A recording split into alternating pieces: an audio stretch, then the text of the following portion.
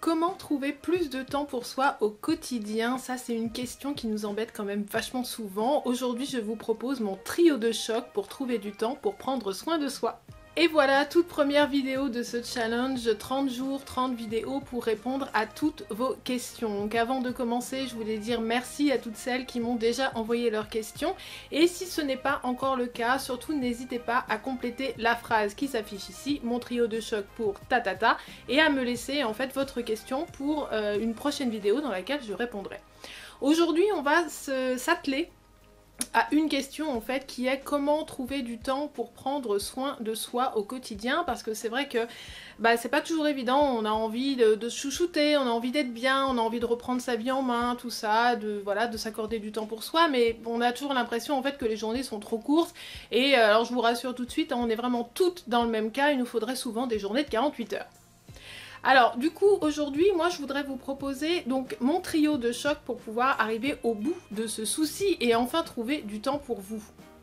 Le premier volet de mon trio de choc va concerner justement la gestion de votre temps et l'analyse du temps que vous avez déjà à disposition. La première chose à faire, c'est déjà de vous demander qu'est-ce que vous voulez faire exactement avec ce temps que vous essayez de dégager. Parce qu'en fait, quand on dit j'aimerais du temps pour prendre soin de moi, si vous ne savez pas exactement ce que vous voulez faire pendant cette période-là, ça devient du coup beaucoup plus difficile de les caser parce que même si à un moment donné vous vous retrouvez avec 10 minutes, un quart d'heure, 20 minutes ou même juste 5 minutes devant vous et que vous ne savez pas précisément ce que vous voulez en faire, du coup vous vous retrouvez avec du temps disponible mais vous n'avez pas d'activité qui convient à côté. Donc la première chose à faire en fait c'est de dresser une liste des choses que vous aimeriez faire juste pour vous. Vous faites deux colonnes, vous faites une première colonne avec le nom de l'activité et la deuxième colonne avec le temps que vous pensez que ça pourrait vous prendre. Par exemple, pour la lecture, vous pouvez très bien envisager de faire 10 minutes ou 15 minutes de lecture par jour pour pouvoir enfin terminer ce roman qui traîne sur votre table de nuit ou sur votre table de salon. Sinon, vous pouvez aussi vous accorder juste 5 minutes ou 10 minutes pour méditer tout simplement dans la journée.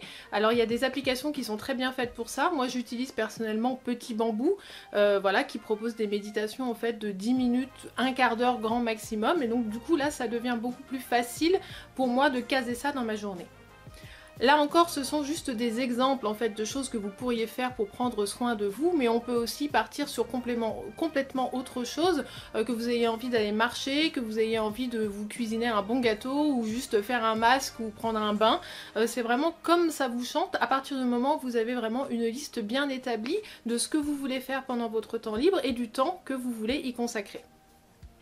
Alors justement, pour pouvoir trouver ce temps caché en fait dans nos journées, il peut être intéressant pendant 2 ou 3 jours de vous balader avec un petit carnet en fait sur vous, un carnet et un stylo, et en fait vous allez noter dans votre journée absolument tout ce que vous faites et combien de temps est-ce que ça vous prend à chaque fois.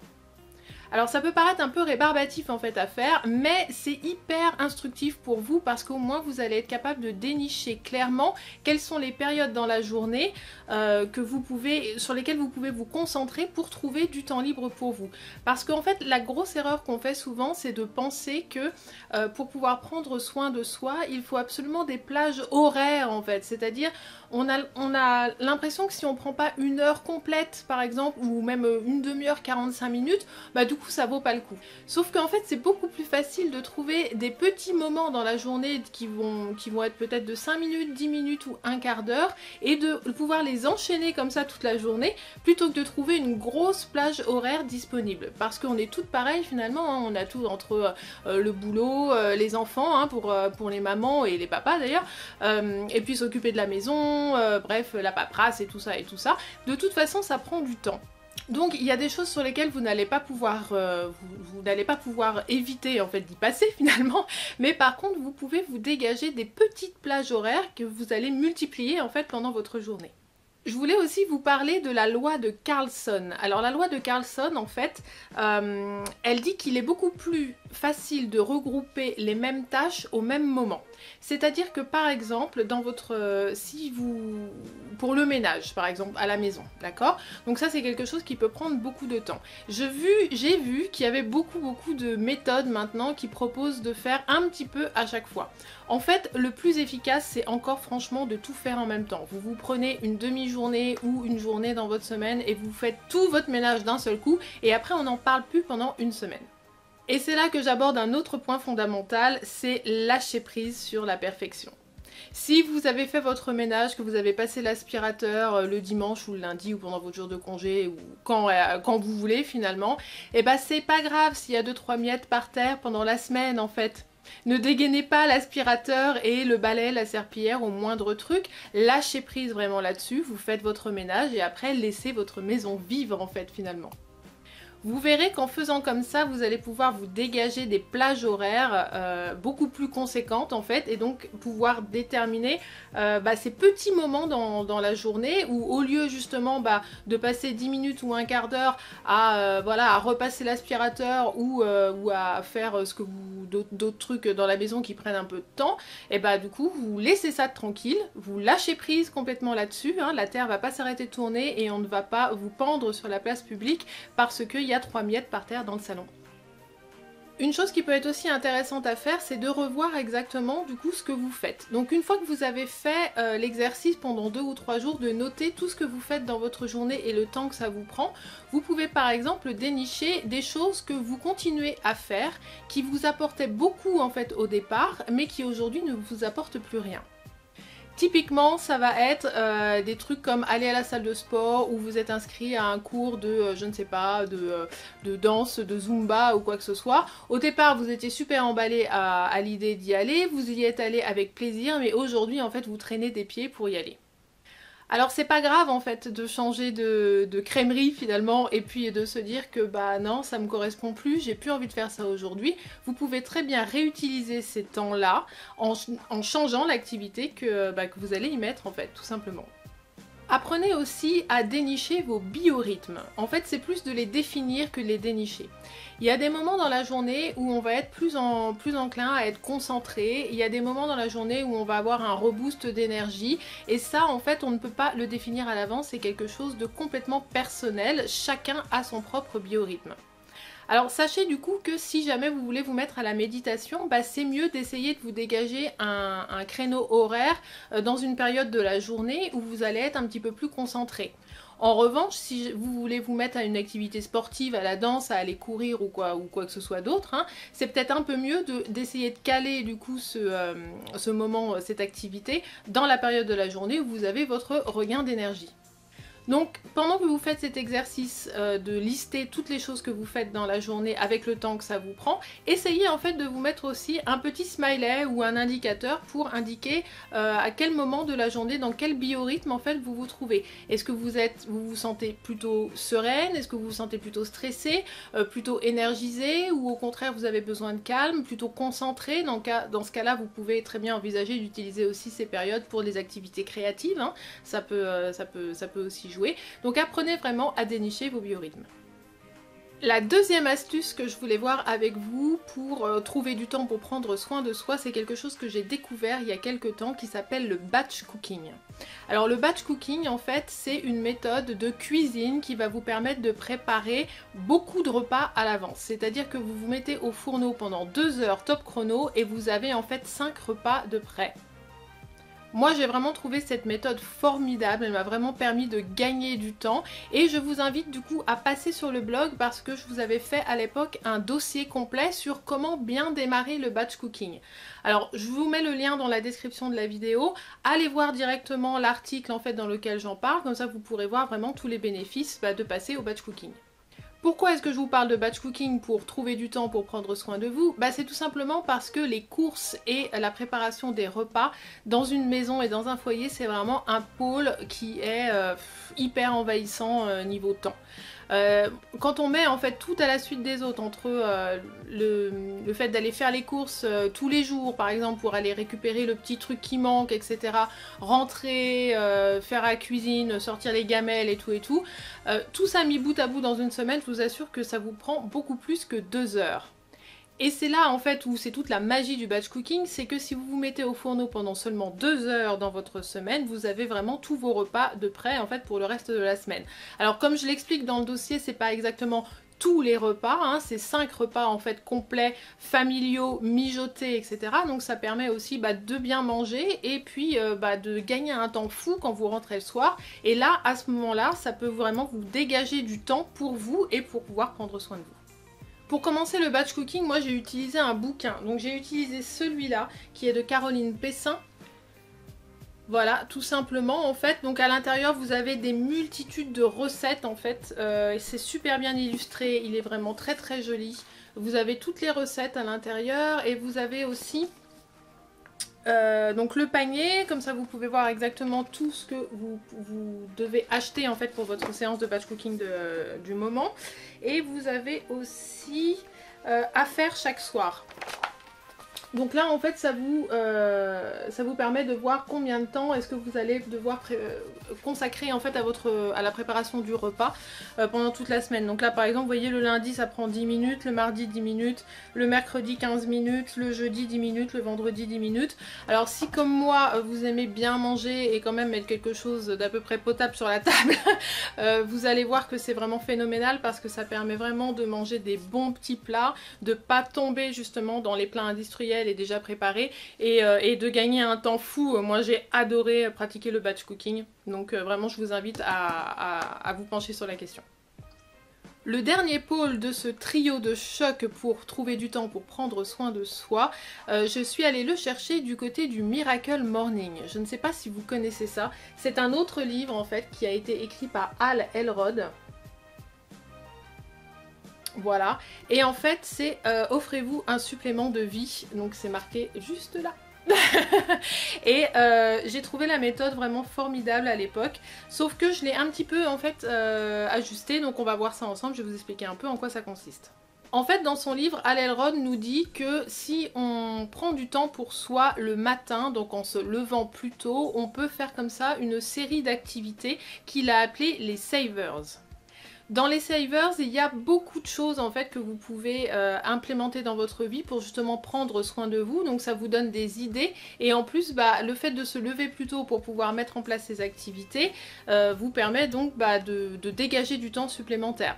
De toute façon, il n'y a pas de secret, le temps n'est pas extensible, donc si vous faites aujourd'hui, si votre emploi du temps aujourd'hui est surchargé et que vous n'arrivez pas à dégager du temps pour vous, vous avez deux solutions, soit vous enlevez des choses pour mettre autre chose à la place, soit vous raccourcissez en fait ce qu'il y a déjà dans votre planning pour pouvoir mettre un bout de temps supplémentaire. Donc en fait ce que Hal Elrod propose dans son bouquin Miracle Morning, c'est tout simplement de vous lever plus tôt. Alors moi, j'en ai déjà parlé, hein, mais je suis pas vraiment une lève-tôt en fait. Hein. J'ai vraiment beaucoup de mal avec ça et c'est quelque chose vraiment qui me poursuit. Il faudrait vraiment que je trouve un moyen en fait pour me lever plus tôt, mais je suis vraiment pas bonne du tout à ça. Donc en fait ce que j'ai fait, c'est que j'ai pris toutes les activités qu'il propose dans le bouquin et je les ai disséminées dans ma journée à la manière dont je vous ai parlé en fait tout au début de la vidéo. C'est-à-dire qu'au lieu de tout faire d'un seul coup le matin, les activités les unes à la suite des autres, ce qui, alors j'ai essayé hein, mais ça me prenait à peu près 1h15, 1h30, donc ça voulait dire concrètement qu'il fallait que je me lève à 5h du matin pour avoir le temps de tout faire, hein, à peu près, c'était à peu près ça. Donc ça, moi ça ne me convenait pas. Donc en fait après j'ai pris les activités qui me convenaient le mieux dans ce qu'il propose et je les ai casées en fait dans ma journée à des moments bien particuliers dans lesquels j'avais plus de temps. Au final, à la fin de la journée, j'arrivais quand même à faire un max de trucs et j'étais super contente. La première chose que nous conseille de faire Hal Elrod le matin, donc le premier des savers en fait, c'est S comme silence. En fait, pendant cette période-là, vous allez tout simplement vous accorder du temps pour vous, pour méditer, prier ou tout ce que vous voulez en fait à partir du moment où ça calme votre esprit. Et c'est un peu contre-intuitif en fait parce qu'on a l'impression qu'au contraire le matin il faudrait tout de suite y aller, se booster et tout etc. Et en fait lui nous dit que la meilleure chose à faire le matin au réveil c'est justement d'y aller mollo et de s'accorder du temps pour soi et vraiment pour faire le silence. Donc ça veut dire on coupe le portable, on se rue pas, pas directement sur les réseaux sociaux pour voir ce qui s'est passé, et encore moins dans sa boîte email ou dans son courrier, ou à allumer les informations pour voir les horreurs qui se sont passées pendant la nuit. Au contraire, en fait, on s'accorde d'abord et avant tout du temps pour soi, pour se réveiller tranquillement, faire vraiment une introspection, méditer, ou voilà, prendre donc ces quelques minutes de silence. Le deuxième des savers, qui est donc la lettre A finalement, c'est A comme affirmation.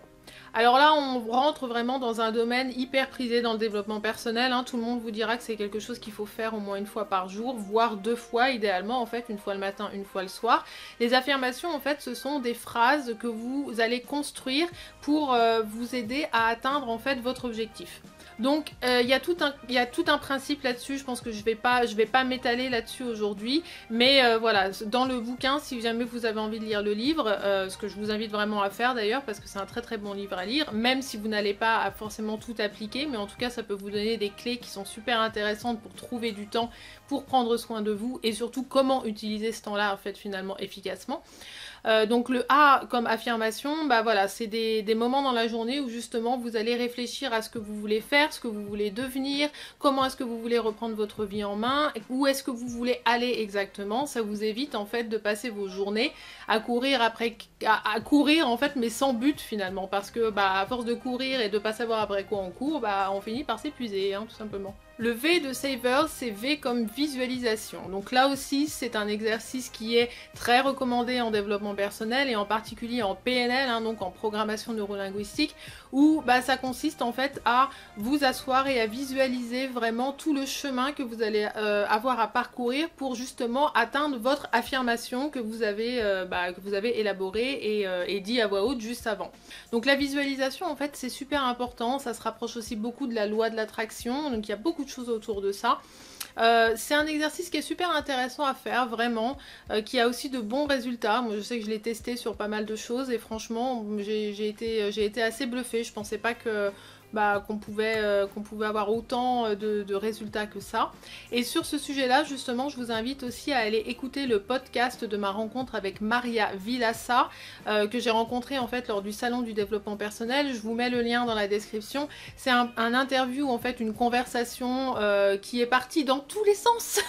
Mais Maria est une femme exceptionnelle, bienveillante, et vraiment je vous invite à aller écouter ce podcast parce que elle parle beaucoup justement de tout ce qui est loi de l'attraction et comment la mettre en place dans sa vie. Donc bah voilà, ça c'est super intéressant et c'est définitivement quelque chose que vous allez pouvoir mettre en place pour prendre soin de vous. Le E de Savers, c'est exercice physique. Alors si comme moi vous êtes un peu en mode feignasse, hein, surtout le matin, on va pas se cacher, l'exercice physique, moi vraiment c'est un truc que j'ai eu beaucoup de mal à mettre en place dans ma vie. D'ailleurs au départ j'avais prévu en fait de vous parler d'exercice physique sur Cristal et Mandarine et de reprise sportive, et finalement lors de mon tout premier challenge en fait qui était 3 mois pour un esprit sain dans un corps sain et une maison saine, j'ai essayé de me remettre au sport et ça a été laborieux. J'ai vraiment eu beaucoup de mal à m'y remettre, donc ça m'a pas empêché quand même de m'y mettre et de voir jusqu'où je pouvais aller. Donc j'ai fait vraiment une grosse session qui a duré 9 jours où vraiment je faisais du sport tous les jours, donc bah, j'ai vu que ça fonctionnait. Aujourd'hui j'ai ralenti, hein, je fais mes petites séances de sport peut-être 2 fois par semaine à la maison tranquillement. Alors j'ai vu aussi qu'en plus en bas de mon immeuble ils viennent d'installer des trucs pour pouvoir faire du sport en fait dans la cour de l'immeuble, donc j'ai trouvé ça sympa, peut-être que je vais aller les utiliser ou pas. C'est possible aussi. Toujours est-il que l'exercice physique, en fait, c'est super important, effectivement, le matin, au moins pour oxygéner, en fait, toutes les cellules de votre corps et vraiment vous réveiller convenablement. Alors, il y a d'autres méthodes, hein, pour que le sport, vraiment, hein, je vous dis pas d'aller courir pendant 1 heure tous les matins, hein, mais vous pouvez très bien faire, par exemple, une série de yoga qui s'appelle la salutation au soleil. Donc ça, vous la trouverez, en fait, partout, hein, sur Internet. C'est une série, en fait, de mouvements qui est très accessible, hein, même si vous ne faites pas de yoga régulièrement, vous pouvez très bien faire ça tous les matins. Sinon, vous pouvez aussi décider de faire un peu ce que vous voulez finalement, mais le principal, c'est de se bouger un petit peu et au moins de faire un petit peu d'exercice physique tous les jours. Le R du Saver, c'est R comme reading, donc reading qui veut dire lire, et ça c'est vraiment un truc formidable. Moi j'ai mis ça en place en fait dans ma vie il y a maintenant un an et demi, ouais 1 an et demi, ça fait une bonne année et demie que je l'ai lu déjà ce bouquin là, et ça, alors ça c'est vraiment formidable parce qu'en fait ça vous oblige quelque part, et en même temps ça devient vraiment un moment privilégié dans la journée à lire quelques pages d'un livre tous les jours. Et ça, moi personnellement, ça m'a changé ma vie, ça m'a permis de lire pratiquement 30 bouquins en fait l'année dernière, donc c'est un truc de malade. Et en fait c'est tout simple, vous allez tout simplement en fait vous dire je mets un chronomètre sur mon portable et je lis pendant 15 minutes ou 20 minutes, voilà, tous les matins, ou même si c'est 5 minutes que vous n'avez que 5 minutes, et c'est pas grave, vous mettez votre chronomètre sur 5 minutes et vous prenez votre bouquin pour le lire en fait tout simplement. Alors le gros avantage en fait de cette méthode là, c'est que ça vous permet de lire des livres dits pratiques en fait. Évidemment vous pouvez consacrer ce temps à lire un roman qui vous plaît pour pouvoir vous évader, etc. et donc prendre soin de vous, mais prendre soin de soi c'est aussi œuvrer en fait à son propre développement et à passer finalement des étapes supérieures, et pour ça il n'y a rien de mieux en fait que la curiosité et d'aller vraiment apprendre de nouvelles choses. Donc il y a des tonnes de bouquins disponibles que vous pouvez lire, comme celui-ci justement, le Miracle Morning pourrait très bien faire en fait lui-même partie de votre routine en fait, vous voyez, Inception. En tout cas, une chose est sûre, c'est que moi, depuis que je fais ça, en fait, que je lis donc 1/4 d'heure, 20 minutes tous les matins, des livres divers et variés, j'ai lu plein de choses et ça m'a vraiment fait du bien parce que j'ai l'impression du coup d'avoir appris quelque chose de nouveau tous les jours, et ça pour le moral. Et le dernier des savers, en fait, c'est S comme scribing, donc scribing qui veut dire écriture. Donc ça c'est pareil, c'est quelque chose qui est beaucoup recommandé en développement personnel, de vraiment tenir un journal, un carnet, ce que vous voulez, que ce soit sur votre PC, sur votre smartphone ou vraiment en papier crayon. C'est beaucoup plus efficace en papier crayon, je vous le dis tout de suite, mais c'est vraiment de prendre un peu de temps tous les jours pour vider votre sac en fait. Plutôt que de partir par exemple avec la boule au ventre au boulot ou en ayant des tonnes de choses dans la tête qui vous trottent, pas forcément des trucs de boulot d'ailleurs, mais du coup au bout d'un moment il y a tout qui se mélange et il n'y a plus rien qui va. Et du coup ça vous permet justement de coucher en fait sur le papier tout ce qui vous embête, tout ce qui vous passe par la tête, où est-ce que vous en êtes dans votre vie, ce que vous allez faire aujourd'hui, comment vous allez vous y prendre, faire vos objectifs, pourquoi pas, élaborer des nouvelles affirmations aussi, voilà, c'est vraiment tout un cheminement. Mais le fait d'écrire en fait, le papier crayon c'est un truc qui se perd et franchement c'est dommage parce que pour le corps et l'esprit c'est vraiment un outil formidable. Donc voilà pour ces savers. Alors j'ai pris le temps en fait de vous les présenter parce que personnellement je les utilise tous en fait à un moment donné de ma semaine ou de ma vie, mais c'était aussi pour vous montrer que c'est super important donc de savoir ce que vous voulez faire pendant ce temps que vous essayez de dégager dans votre planning. Voilà pour ce premier épisode du challenge 30 jours 30 vidéos consacré au trio de choc. J'espère que ça vous a plu. N'hésitez pas à me laisser un petit commentaire, à aller voir aussi les différents articles que je vous propose en cliquant sur les liens en description.